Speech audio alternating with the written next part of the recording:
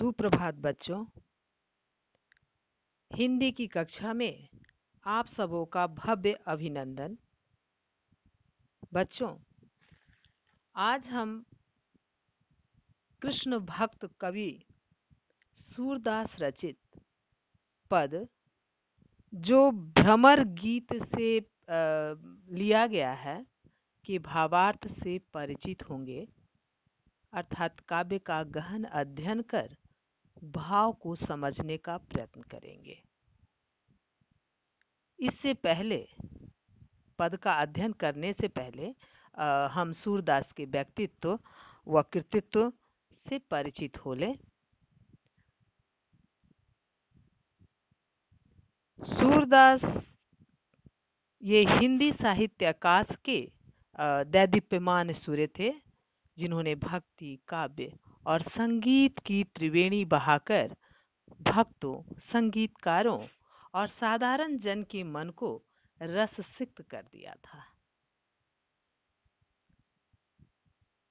उनके 3 ग्रंथ हैं, सूरसागर, साहित्य लहरी और सूरसारावली। इनमें सूरसागर ही सर्वाधिक लोकप्रिय हुआ। इनकी कविता में ब्रज भाषा का निखरा हुआ रूप है।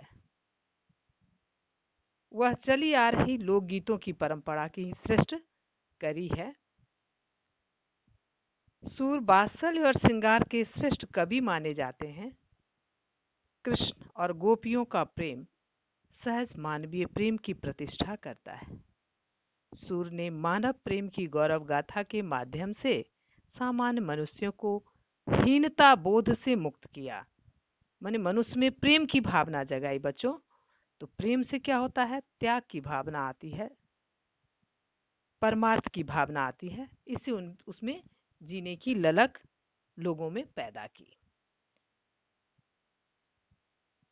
यहाँ सूर सागर के भ्रमर गीत से 4 पद लिए गए हैं। कृष्ण मथुरा जाने के बाद स्वयं न लौटकर उद्धव के जरिए गोपियों के पास संदेश भेजा था। उद्धव ने निर्गुण ब्रह्म एवं योग का उपदेश देकर गोपियों की विरह वेदना को शांत करने का प्रयास किया। गोपियां ज्ञान मार्ग की बजाय प्रेम मार्ग को पसंद करती थी। ज्ञान की बातें गोपियां नहीं पसंद करती थी। गोपियां साकार कृष्ण को पाना चाहती थी। इस कारण उन्हें उद्धव का सुख संदेश पसंद नहीं आया। तभी वहां एक भौरा आया। यहीं से भ्रमर गीत का प्रारंभ होता है। और गोपियों ने भ्रमर के बहाने उद्धव पर व्यंग्यवाण छोड़े। पहले पद में गोपियों की शिकायत वाजिब लगती है कि यदि उद्धव कभी स्नेह के धागे से बंधे होते तो विरह की वेदना को अनुभव अवश्य कर पाते। यहाँ पर गोपियां उद्धव पर व्यंग कर रही हैं, व्यंग करते हुए कह रही हैं कि आप बड़े बड़भागी हो। आप पढ़ेंगी पद को तो इसके भाव को समझ पाएंगी। दूसरे पद में गोपियों की यह स्वीकारोक्ति कि उनके मन की अभिलाषाएं मन में ही रह गई, कृष्ण के प्रति उनके प्रेम की गहराई को अभिव्यक्ति करती है। तीसरे पद में वे उद्धव की योग साधना को करवी ककड़ी जैसा बताकर अपने एकनिष्ठ प्रेम में दृढ़ विश्वास प्रकट करती है।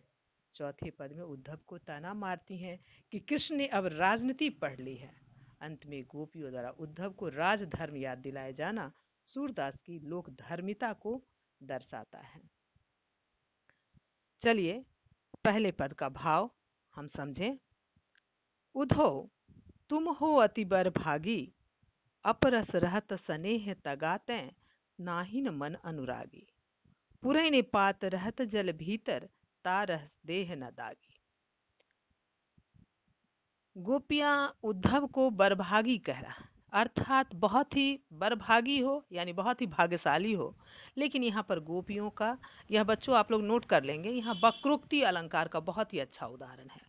वक्रोक्ति व्यंग्यात्मक शैली में कह रही हैं कि अर्थात तुम बहुत ही अभागे हो। अर्थात गोपियां कह रहे हैं कि साकार कृष्ण तुम्हारे पास है, फिर भी तुम अनासक्त रहे, नीरस रहे, तुम्हारा मन उनके प्रेम व अनुराग में डूबा नहीं। अपरस रहत स्नेह तगाते, नाहिन मनुरागे। अपरस रहे, नीरस रहे, तुम स्नेह स्नेह तगा, तुम स्नेह के बंधन में नहीं बंधे, तुम्हारा मन अनुराग से नहीं भरा। तुम कृष्ण तुम्हारे पास रहे, फिर भी तुम निर्गुण ब्रह्म की उपासना करते रहे। पूरैन पात रहत जल भीतर तारस देह न दागे। जिस प्रकार यहाँ पर गोपियां कह रही हैं उद्धव को कि तुम कमल के पत्ते के समान हो। जो कमल का पत्ता जल के भीतर तो रहता है लेकिन इतना चिकना है कि उस पर जल की एक बूंद भी नहीं ठहरती। यानी कि श्री कृष्ण के पास रहकर भी उद्धव के मन में प्रेम भाव नहीं है, उसे वियोग की पीड़ा नहीं उठानी पड़ती। और हम गोपियां तो साकार कृष्ण को पाना चाहती हैं, इसलिए उनके विरह में वो चले गए हैं और राजा बन गए हैं, और हम गोपियों को भूल गए हैं, और उनके कारण हम विरह व्यथा में से व्याकुल हैं और साकार कृष्ण को पाना चाहती हैं। चलिए बच्चों, काव्य सौंदर्य नोट करेंगे। ये ब्रज भाषा है, वक्रोक्ति अलंकार, अनुप्रास अलंकार, दृष्टांत अलंकार, माधुर्य गुण, श्रृंगार रस, संबोधनात्मक शैली, सरल सरस शब्दावली। गृह कार्य नोट करेंगी। पहला प्रश्न, गोपियां उद्धव को बरभागी क्यों कह रही हैं? दूसरा, पुरैन पात रहत जल भीतर के दृष्टांत से सूरदास क्या कहना चाहते हैं? आज के लिए बच्चों इतना ही। धन्यवाद।